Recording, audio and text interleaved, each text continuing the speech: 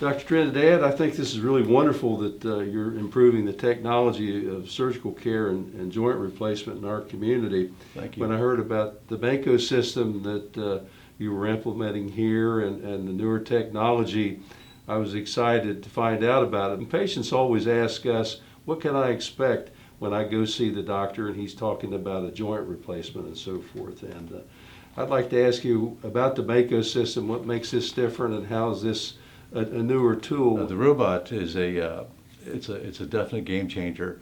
It's a precise. It's an instrument we use to make precision and accurate cuts every single time. We're able to actually do the procedure before the patient even gets in the operative suite. What we do is we take a CT scan of the knee. We get a three-dimensional model of the knee.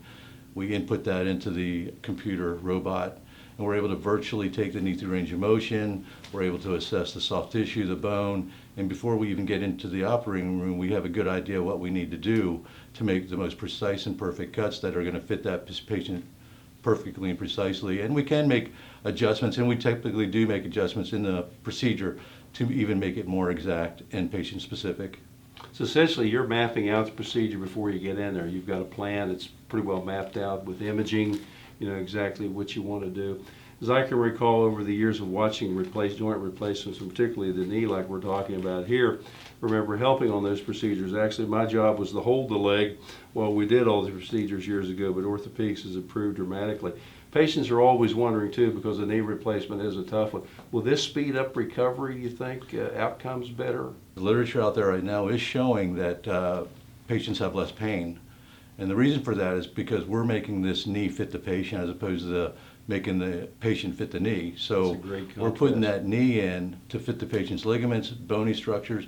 Everybody's different. And because of that, there's less soft tissue stripping, there's less, it's less invasive, and they're gonna improve quicker, they're gonna rehab quicker, and they're gonna have less pain. It's like, you know, one size doesn't fit all is what you're telling us. I remember watching these procedures over the years. Basically, you know, we started with a shovel, end up with a backhoe, so now we're faster, more efficient, less anesthesia time, I'm thinking too, which is always a benefit to the patient, which decreases the recovery. You know, it should improve that situation after you get them out of the operating suite and home. But I think the idea of imaging and having a mapped out procedure once you go in there and eliminating the one size does not fit all thing is going to be a great tool for patient care. I know as I age and my joints wear and tear, I would want a better outcome and a shorter rehab. And everybody wants to get back to some sort of normalization.